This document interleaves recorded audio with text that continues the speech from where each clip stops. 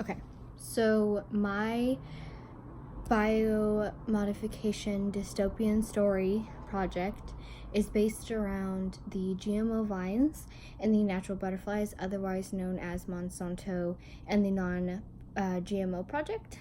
So, our main characters are Frank, Lisa, and Amanda. Amanda being the child of Frank, and Lisa and Frank are on two separate sides of the war that is happening between natural butterflies and GMO vines, just because they are battling against each other on which one is more efficient, which one should be happening with the world.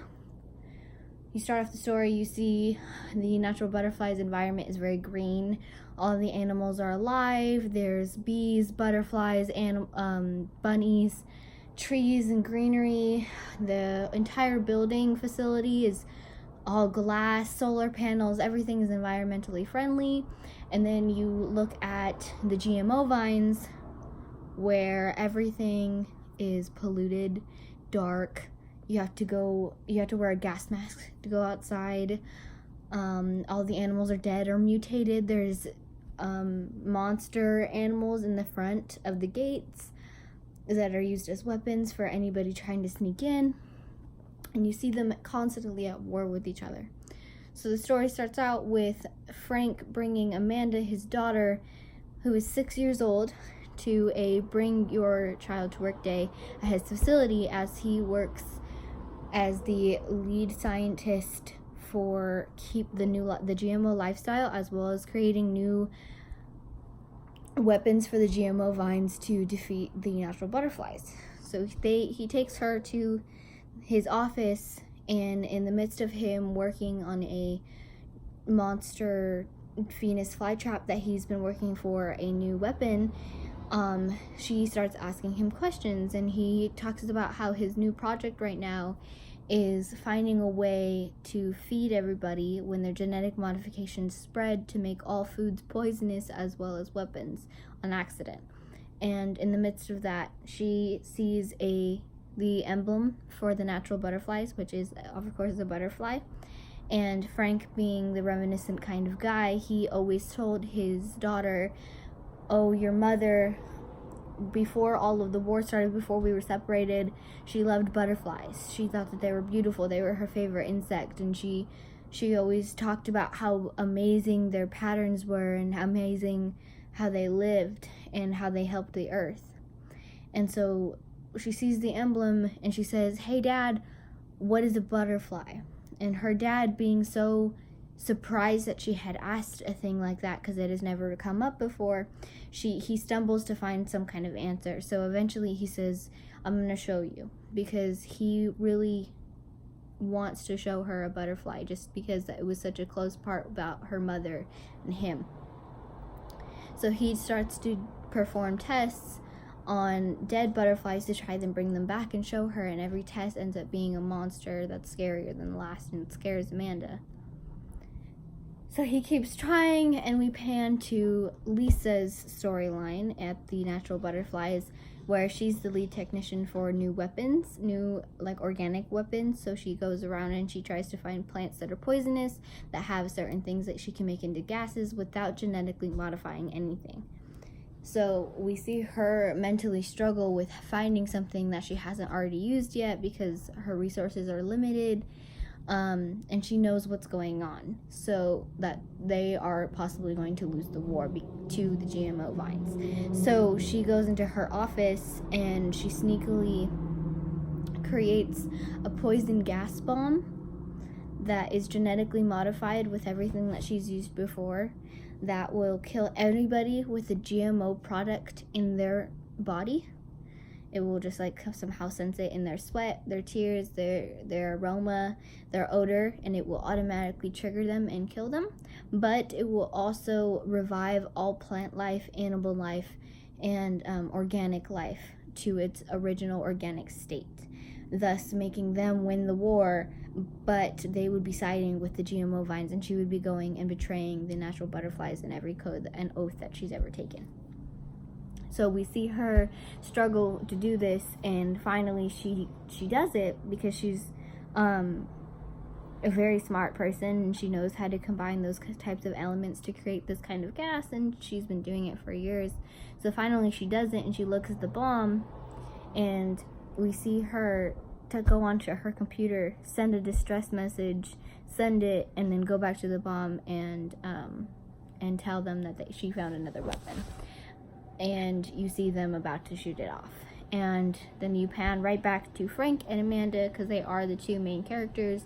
And Frank is looking at his phone, receiving a message, and automatically he grabs Amanda, gets out of the GMO vines, gets past the gates, and he just tells the guards, like, oh, I have to go, like, there's something going on with something outside the area, I need to collect a sample. And they let him go, and he gets out of there. And then all of a sudden he turns around, and there's this gigantic bomb coming down into the GMO vines territory.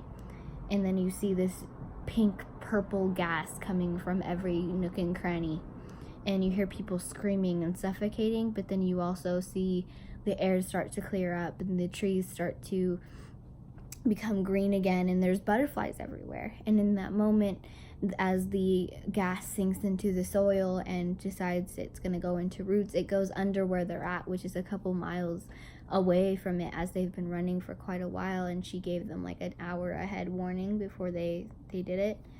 So as they're there now, and every butterfly that was dead in that area, because it was next to the GMO vines, comes back to life and flies around them.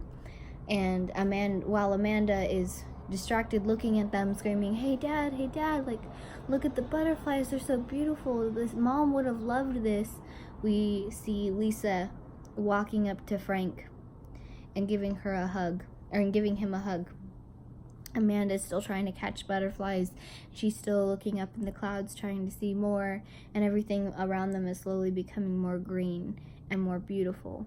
And in that moment, we see Lisa give Frank a kiss.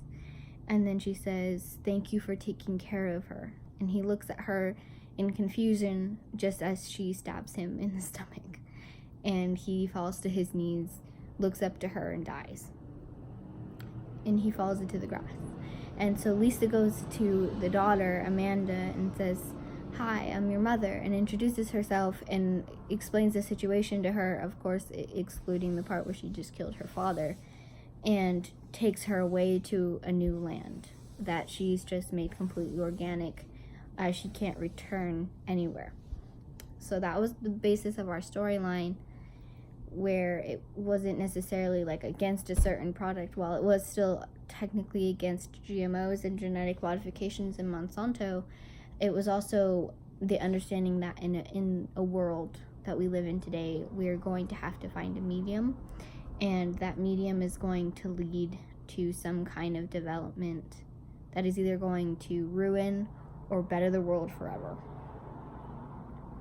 And we also see a lot of sense of betrayal and a lot of death, just because while we were talking about it, we wanted to symbolize like the betrayal of Lisa and Frank as us with our own humanity, I suppose, because we know that as of right now, we are betraying ourselves just solely because we know what's going on. We know that how much food we're wasting, and yet we still keep producing it, and we still keep killing ourselves in our world because of it so much that things are going extinct. Food's going extinct. We're going to lose bananas soon, and we're going to have to genetically modify them in a little while.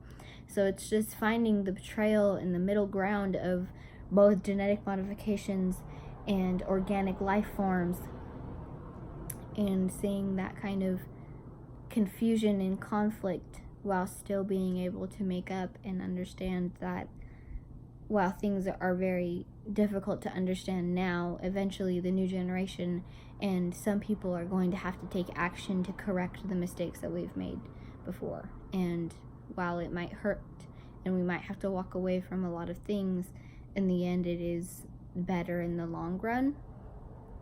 And while Lisa had to kill so many people in the story, she saved everybody in the same way. So that was our story. Thank you.